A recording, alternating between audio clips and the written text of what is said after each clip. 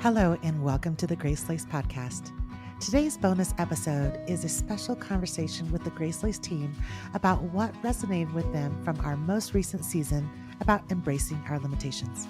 I love that you get to hear from these women that I get to work with on a day-to-day basis. They're the ones who have actually walked with me while I navigate my own limitations. They're sharing their own experiences, and I'm praying it encourages you too. Well, we are back with the whole team. I'm so excited to sit down with you guys today and talk about something that I know resonates with all of us, limitations. We all have them, and even if we feel like we can do everything, we know that we actually can't. And that's okay.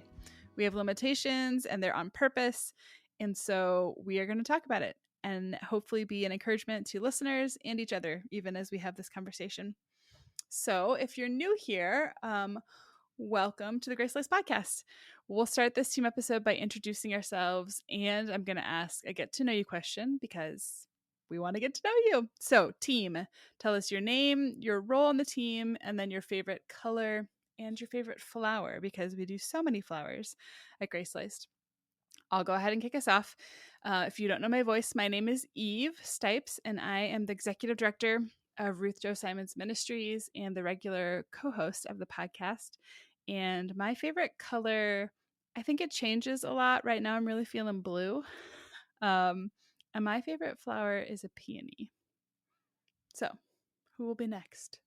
My name's Camille. I'm the studio manager and photographer for GraceLaced. My favorite color right now is definitely green, especially after a long winter of just white and gray. I'm loving the green right now. Yes. Favorite flower is a lupine. Really any wildflower, but lupines right now. Oh, I love that. I love wildflowers too. I'm Sarah, and I'm the graphic designer here at GraceLaced. And I have been obsessed with sky blue for like a couple years now. So I feel like there's been a little more blue and GraceLaced stuff lately because we've been loving it. But and my favorite flower now is jasmine. I live in Charleston, South Carolina, and it's blooming right now, and it smells so amazing. So yeah, I bet. It's literally like filling the streets. And it's so nice to go on a walk and smell the jasmine, and I feel like it's just the most beautiful sign of springtime. So fun. Jen, what's your favorite flower and color? Oh, I love that. Makes me miss Charleston so much. But hi, I'm Jen. I'm the social media and community manager here at GraceLaced. And my favorite color, I would have to say, is an olive green. I like that it could be like lighter or darker. It's still a neutral, which I'm known for. You are. But it can be, women can wear it, men can wear it. I feel like it's just really versatile, but still can be really pretty and modern. And my favorite flower, it's a new to me flower in the last couple of years, but hellebores are so pretty and just so delicate, but have like a spirit and a movement to them that's really fun. And so I think they're kind of trendy right now too. So nice.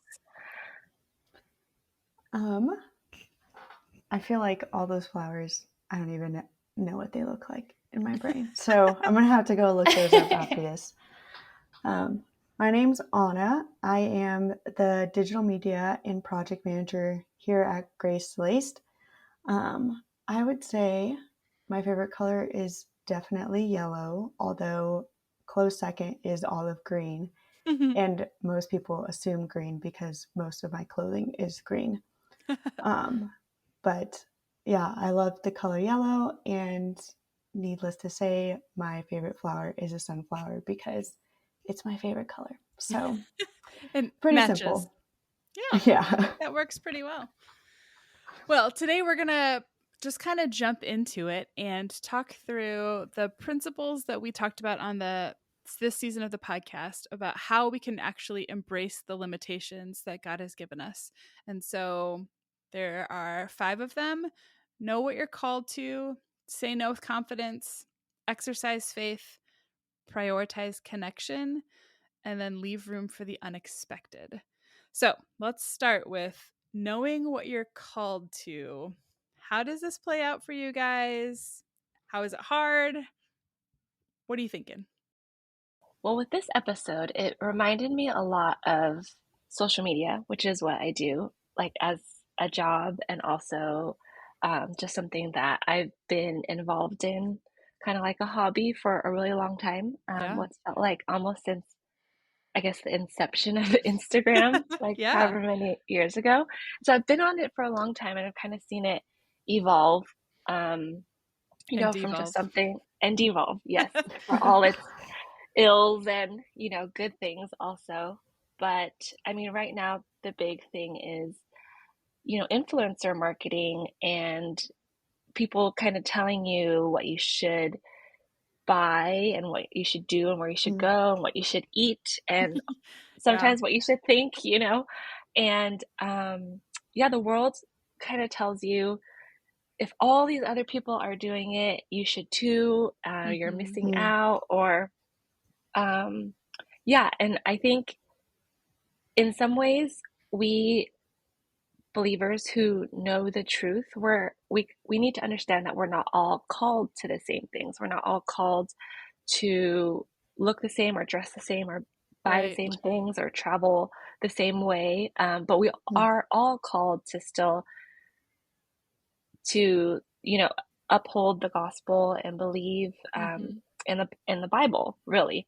And so I think when we know, first of all, what we're called to according to the Bible, according to the gospel, when we have that truth as our foundation, that helps a lot in terms of withstanding all of the other voices that come at us, whether we're on social media or not. I mean, it can come from a lot of different places.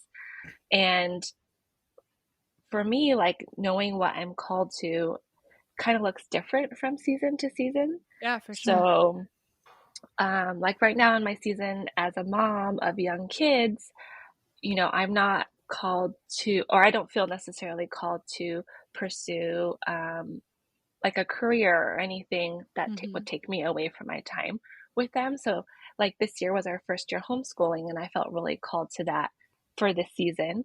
Yeah. And, our first year was really great, but we'll see what that looks like down the road. Right. And so, yeah. And I think, every season has its challenges, but every season also has its graces too.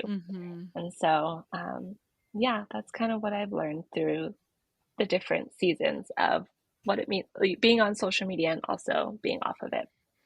Yeah, I think that's huge. What you said, just to touch on, of like seasons change too, right? So what you're called to in one season may be different than what you're called to in another season. And figuring that out is sometimes the tricky part. Like, yes, I know, like as a believer, here are the things I'm always called to, but what does this particular season hold for me? And how has the Lord equipped me for this season? That's where it gets tricky sometimes. So yeah, I think that's a really helpful encouragement. Okay, what about saying no with confidence? Anybody feel like they're really good at this? Like, I always say no with confidence. Or, I mean, what do you think? I would say, I think it's funny that you're like, anybody good at this? And I feel like it's something that I've been working towards lately, but have never been really good at. And I think college is a great example of this. Like, you literally get so many different things thrown at you. Like, there's this event going on and you have this thing going on, but you also need to study and go to school and get good grades and pass your test, right? And so I think there's just that general rule of thumb of like, you can't do everything. And we all know that. And I feel like we all know that as a thought or an idea in our head, but we don't really know it deeply, like in our hearts. Like we don't fully grasp the fact that we can't do everything. And it's okay. We want to try say, anyway. Exactly. It's like, oh, let's try to go to this thing. And then at 6:30, I have this next thing. But at 8, I'm meeting someone for dinner. And like, you're trying to fill up your schedule. And reality is those things tend to wear you out.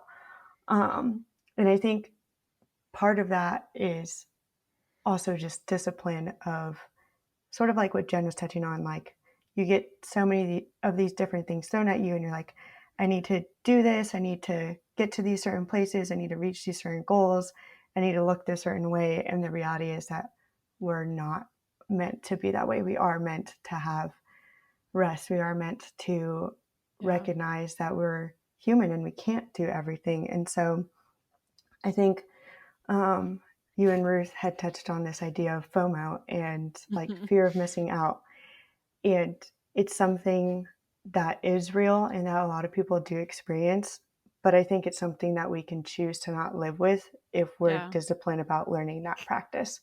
So, one of the things that I've heard from a friend before is she was experiencing this FOMO and like recognizing it and was told, hey, if I actually approach this with the gratitude of it being great for somebody else and not like something that I'm missing out on, then it changes my perspective. So, for instance, that's so good. If my friends are going out to coffee and either I can't make it or I wasn't invited, even, like I should be grateful and excited for them to be able to hang out with one another without me being there.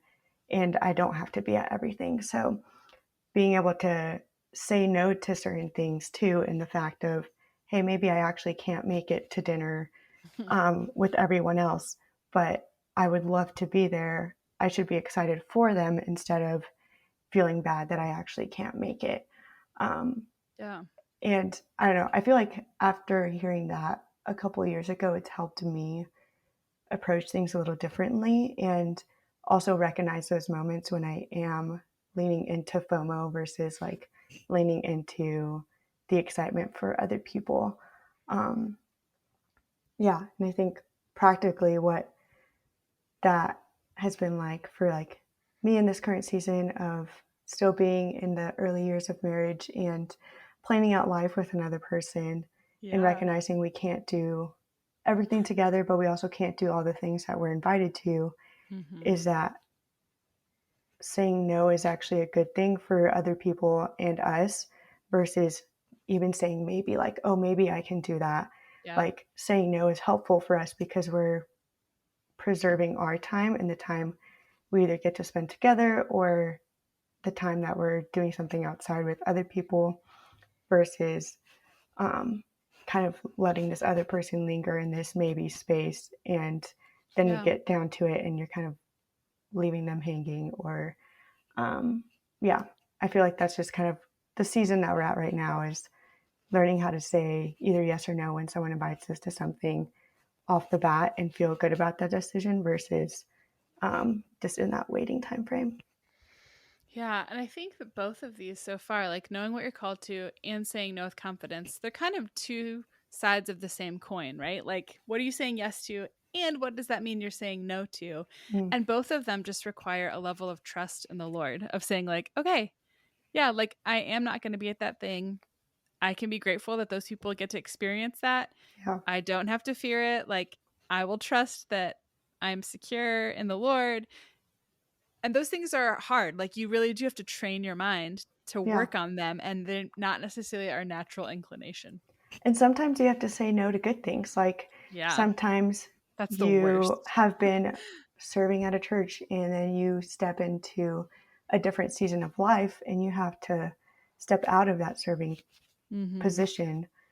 And maybe it's a season or maybe it is for like kind of the foreseeable future, but just because it is a good thing doesn't always mean that it's the best thing for you. So recognizing that even if it is good, you can still say no and feel good about that decision if you know the intention of it. Like if you know the reason why behind your saying no and not just saying no because you feel like it.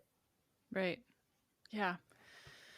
Oh man. Okay. The third principle, exercise faith, was one of my like favorite episodes to think about for this season, because it's so common to hear like the cute kind of meme, like, God won't give you more than you can handle. But in reality, often God gives us more than we can handle on our own, right? Like he's asking us to trust him, to experience his faithfulness. So what do you guys think? Anybody have an experience with this kind of way to embrace limitations, just needing to exercise faith? Oh, yeah. I feel like I'm definitely in a season of maybe my faith being tested, not necessarily being tested, but really having to push to have faith in the Lord in this circumstance. And I'm currently 32 weeks pregnant. So if I sound like I ran a marathon, I didn't. I'm just growing a human. I have no lung capacity anymore. And it's funny to say like pregnancy is very limiting, but it is. And but it's a blessing to be limited in this way. You know, it's such a gift, but it's also very hard because you feel like your control over every situation is very limited, and you have to put your trust in the Lord in this scenario, because you can do everything right in your pregnancy. You can exercise, you can eat the right food or not eat the right food, like I'm doing. Carbs are my friend right now. But you really, like, no matter what you do, if you do the right thing, if you do the wrong thing, it's not up to you how your child will turn out, how your baby will turn out. It's up to the Lord.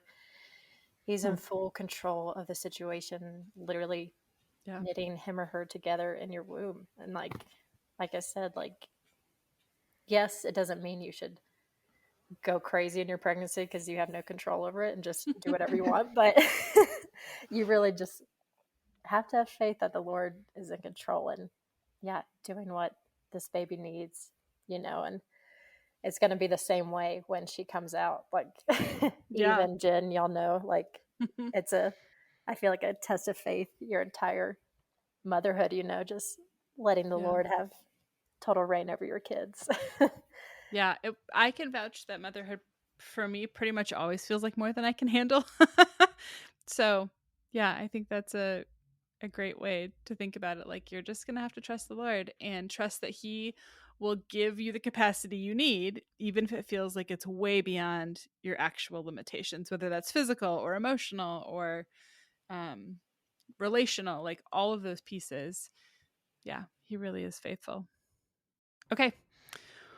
The next one up is prioritizing connection. And so we talked about this in a couple of different ways this season. One, in like prioritizing connection to say, like, I will spend time with the Lord and I will spend time with people. Like, I will not just keep working and make myself so crazy. Like, I will prioritize connecting with people.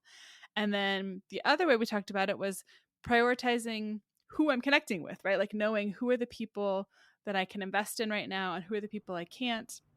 The relationships, not because anything is wrong with them or that it's bad, but just like, what has God given me right now and how do I prioritize those things? So Sarah, I think you have some experience you were going to share on this one. Yeah, totally. I think this is actually something that's kind of been on my mind a lot lately. And Anna and I have talked about it some too together, but that, you know, I feel like my very closest friends are girls that I have lived with at one point. Like whether they were college roommates or roommates after college. And I was thinking about like why that is, and I really think it's just because we spent so much time together and we were with each other through so many different kind of life events, and in that kind of quantity of time, it's kind of hard. It's hard to replicate it. And I recently was married almost a year ago, which is pretty wild that it's already almost been a year. But you know, it looks a little different with friendships in that I'm not living with those girls anymore. And so just thinking about, you know, when it comes to new friendships and sometimes feeling, you know, a little frustrated that it might not be at that level, even if it's been a couple of years, it might not be at that same level as those other friendships are. And I was thinking about why that is too. And I really think a lot of it has to do with like the time, like, you know, just like amount of time that you spend together consistently. And obviously, you know, it kind of has to do with chemistry, like if you click or not too, but but like that really kind of having that consistent time together, it really makes a difference. Yeah. And so even just thinking about that kind of with those girls that I used to live with and with some other newer friendships, thinking about how to still kind of prioritize regularly hanging out. And I think one thing that's been really, really great for me is trying to do those things that I'm already doing with one of those friends. Like, for Yeah. example, that one of those girls, we will work out together a couple times a week. And like, that's when we get to catch up. And it's been so like vital to be able to see her regularly still. Or some other couples that my husband and I go to a class with on Wednesday nights, and we've gotten to know them really well too through kind of seeing them regularly at that class. And so I feel like, even thinking about kind of this consistent time spent together, it applies so much to our relationships with God too. And kind of, like it's really difficult to have a strong relationship when you're not spending time or hanging out all often. And so I think that that's so true with our relationship with God, like whether it's in prayer or spending time in the Word. And so, Yeah. Yeah. And I think that there's something about when we do prioritize connection, like we make time for spending with the Lord and in the Word and with other people, the people that He's given us, like those things, when we do them well, help us create good boundaries in other places too, right? Like it helps us develop and really like actually embrace limitations in other places, because it's like, okay, I know what these priorities are. I'm going to choose them. I'm going to invest in them. And it just helps you set up a framework for the rest of your schedule or your time or what you're going to do. so true. So I think true. that's so good to recognize because, like, if you think about it in the closest friends, like, I don't know if you've heard this, but they say, like, the 5 people that you spend your most time with are the people that you end up being like. And so the people that you're spending time with really do help you develop your character.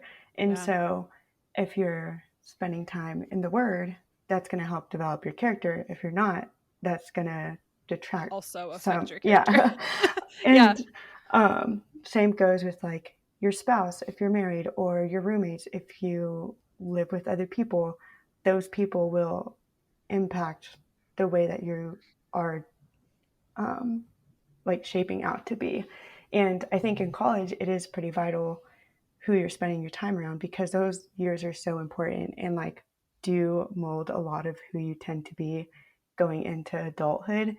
And kind of like Sarah said, my college friends are the closest people that I have had relationships with over the last few years.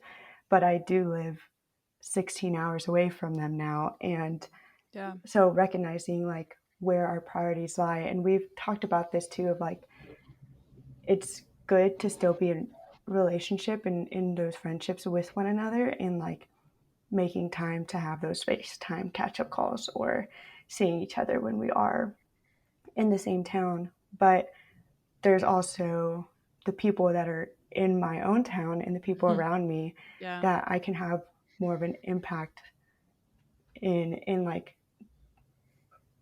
that still takes time. So like I can have coffee with someone like 3 or 4 times, but I can't expect that friendship to be the same as my college best friends because they still don't know me the same that those girls do. They haven't spent hours and hours and times crying and wanting to give up on a class, like those moments where you're like in a pit of sort and like working through that. And so prioritizing those closest relationships, like that's something that I've thought through a lot. Same as Sarah, like we've talked about this and like, hey, who are the people that are closest to me that I should be more intentional about? And maybe I haven't been as great at doing that, like asking them the important questions and the deeper questions to actually get to know them versus maybe like small talk every now and then.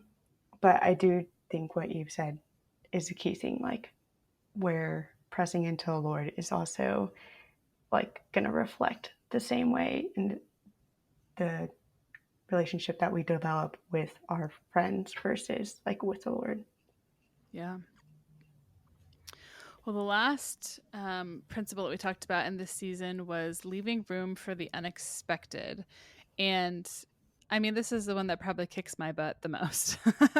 um, I I think I admitted it on, I've probably admitted it a couple of times over the course of the podcast, but I idolize efficiency. Like, it is the idol in my heart that I have to fight most frequently, because I want to do things as fast as possible. Like, I want to plan out my grocery trip so that I'm not going to like retrace my steps at any point in the store. I want to map out all the errands so that I'm not like backtracking. Like, I really, really like things to be efficient and to not feel like I'm quote unquote wasting my time. What that looks like in my calendar is that I can book things back to back to back to back to back, because why wouldn't I have a meeting at 11 and 12 and 1 and 2:30? Like, why wouldn't I just fill it up, because the time exists? And I think that's one thing that the world really tries to tell us, right? Like, leverage every hour of your day to its fullest capacity. You can have 3 working days. You can do 5 to 9 a.m. and then 9 to 5 and then 5 to 9 again. It's like, no, that is not good for me. And my mom always used to tell me, well, not used to, currently always says this to me: just because you can, it doesn't mean you should. It's like, oh, yeah, that's true. Because if I plan things out hour by hour for a whole day, a couple things are true. I will 100% be exhausted at the end of that day and worthless to the rest of the people in my life. And number 2, if something unexpected happens, it's like the world has ended, right? Like, if all of a sudden I get a call from preschool that one of my kids is sick, I'm like, oh, what am I going to do? Like, I have 17 things on the list today and they all have to get done right now because I've planned this out so efficiently. And that is not a way to joyfully embrace the limitations that God is giving us, right? If I get a call from preschool saying that I have a sick kiddo, that is a limitation that God is allowing in my life. And I need to like receive that and say like, okay, we can alter things without feeling devastated about the rest of my day. Same thing, even though it's not maybe unexpected, but leaving room for rest in my schedule. All of these things are things I am currently, like today, working through in life. So hopefully I'm not the only one. But yeah, I think like leaving margin for yourself to rest, to be open to what the Lord might bring on your path that day, whether it's something you wanted or something you didn't want, but leaving space in there to say like, okay, I can respond, or I can hang out with this person. I can have a conversation, like a real conversation with this person. There's nothing that drives me crazier, even though I love a good schedule, than to like try and talk with a friend and be like, well, when can we hang out? And it's like, in 6 weeks, we can hang out for an hour, because I've packed my schedule so tight that there's just no spot for like, oh, yeah, we haven't seen each other in a while. So those are all the things that I am working on about leaving room for the unexpected. Anybody else? Tell me I'm not alone. You're not alone.